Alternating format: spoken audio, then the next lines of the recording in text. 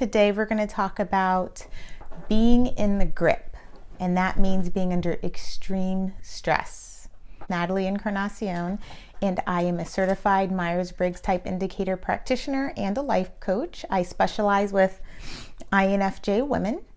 I'm an INFJ myself. I teach INFJ women and other women how to use knowledge about their MBTI type to reduce their stress and anxiety and to live a more aligned and stress-free life. Already, please go ahead and click subscribe and click the little bell so you receive notifications every time I drop a new video.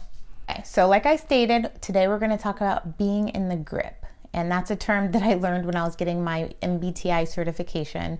And that means being under extreme stress. I truly believe that if you know the warning signs for when you're approaching a period of extreme stress, you can stop it in its tracks and reverse the effects of it. So that's what we're going to talk about today. I am focusing on INFJs and how being in the grip looks for us. If you want to know how your type looks, just drop me a comment and I'll go over that as well. So this is very beneficial if you're an INFJ yourself, or if you're in a relationship or interact with an INFJ regularly. So these are good warning signs to know so you can help us out, because sometimes we don't know. But anyway, so the easiest way that I find to explain being in the grip and being under extreme stress is that we all have a four-letter type. So with us, it's INFJ, okay? So for those who don't know, it's introversion, intuition, feeling, and judging. So imagine driving a car. You have a car that has 4 passengers in it. The driver is going to be your dominant function, and for us, that's introverted intuition. Our passenger in the front is our auxiliary function, and that supports our primary function. And for us, that auxiliary function is extroverted feeling. Okay, they help our introverted intuition out. So behind the passenger is a teenager. And that's going to be our third function, which for us is going to be your thinking. And then behind the driver is going to be your baby passenger or your toddler passenger. And that's the most underdeveloped part of your personality. And so that baby passenger for us is going to be extroverted sensing. So when you're in this car, all 4 of these types interact with each other to create kind of like the whole package. The main 2 types that you're going to see, of course, are going to be your front seat drivers. It's going to be your driver and your passenger that is supporting the driver. Now, when you're under extreme stress, your front seat passengers start moving towards the back, and guess who moves up? Your teenager and your baby passengers start taking control of the car. So for a practical example, imagine if you have a teenage kid or a baby/toddler driving your car. They're underdeveloped and they're not equipped to handle those situations. So it can be kind of disastrous. So for us, our baby passenger is the extroverted sensing. So our baby is going to move to the driver's seat, and that baby is driving the car. And what that looks like for us is that we're going to overindulge in sensory activities. Okay, and that's stuff that we take in through our 5 senses. So for us, that could look like eating more, so overeating, drinking too much, watching a ton of TV. Some INFJs will excessively clean. Anything that you're taking in through your 5 senses, I don't know why I keep saying sentences. What you take in through your 5 sentences, and you're overdoing it. You're doing too much of it. For me, I have a history of overeating. When I was in my 20s, I'm 37 now. When I was in my 20s, I got up to 271 pounds. That's how long I was living under extreme stress. I was in college. I went to graduate school. I was working 5 jobs, 2 full-time jobs. I was under a lot of stress trying to put myself through school. And the way I buffered that stress was by overeating. That was a sensory activity that took over in my life. And I got up to 271 pounds. I think during the worst part of my stress. I think I gained like 50 pounds in like 4 months. Like, it was quick. And then I lost the 140 pounds, and then I've been working on managing stress so that you're not in the grip. And it's helped me by knowing my personality type and knowing what my triggers are. And when I start to overindulge in sensory activities, I immediately think, I'm like, I have to stop. And I'm like, what is triggering me right now? Like the other night, a couple weeks ago, I'm usually in the bed by like 10. I have 2 kids. I have a full-time stressful job, and I have a couple businesses as well. I'm tired. And it's easy for me to get stressed if I'm not conscious about it and taking control. So I was a little bit stressed, and I noticed it was like 11:30 at night during the week, and I was binge watching a whole bunch of reality TV. And I stopped and looked at the clock, and I was like, oh my gosh, it's literally 11:28, and I'm still watching, Real Housewives of Atlanta, I think was on TV. And to me, that was a red light. It triggered me, and I was like, okay, I need to start managing my stress a little bit better, because I totally lose track of time. I'm just binge watching this reality TV, not even noticing the time. And that was a clue for me. And it stopped right there. I was like, okay, what do I need to reevaluate? What do I need to shift in my daily schedule? What do I need to just completely eliminate?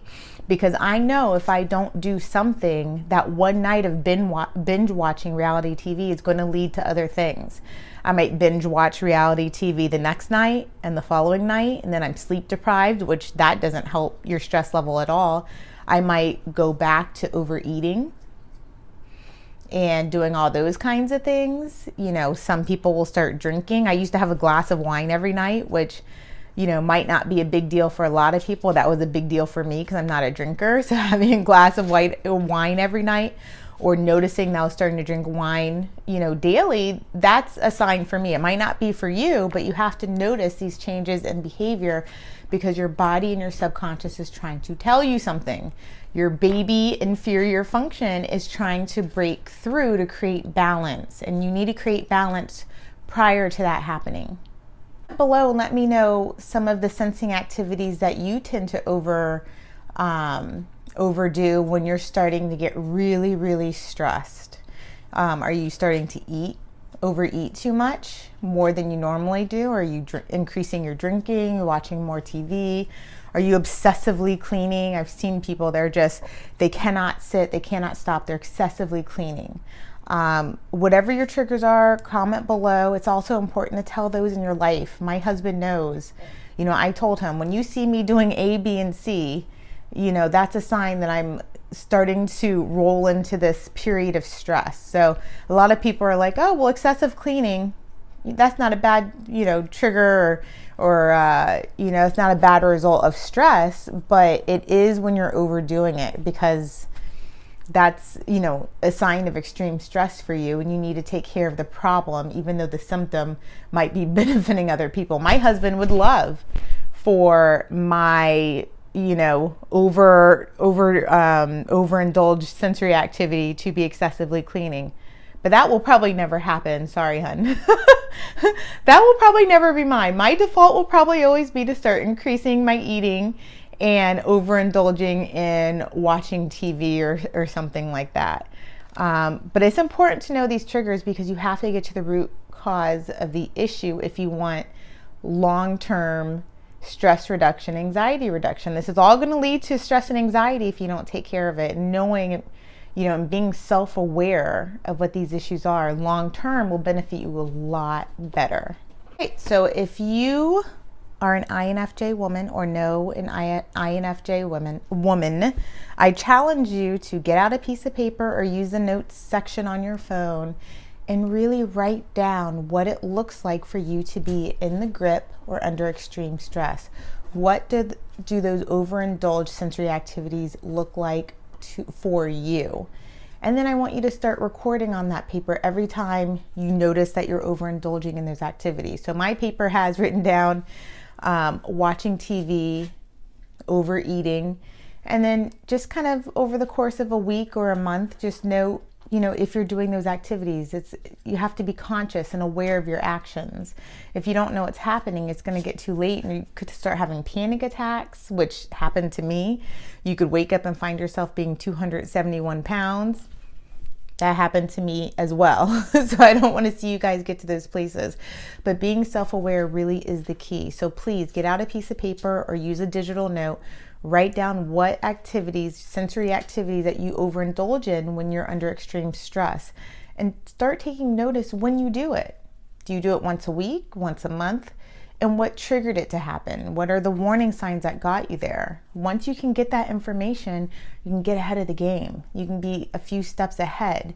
You can eliminate this type of stress from your life, but it takes a conscious decision to do so.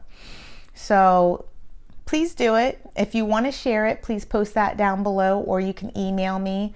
I would love to share, other experiences with everyone else and see what it looks like for you and have a conversation about it. If you're interested in getting any personal coaching and you want me to help you with these things, that information is in the description box as well. And you can find it on my website at www.natalieencarnacion.com. You could email me at hello@natalieencarnacion.com.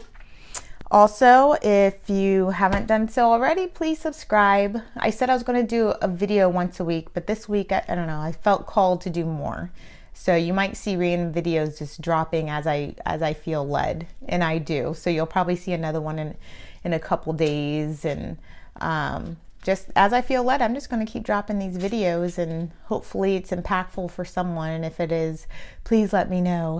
Help keep me going, keep me inspired.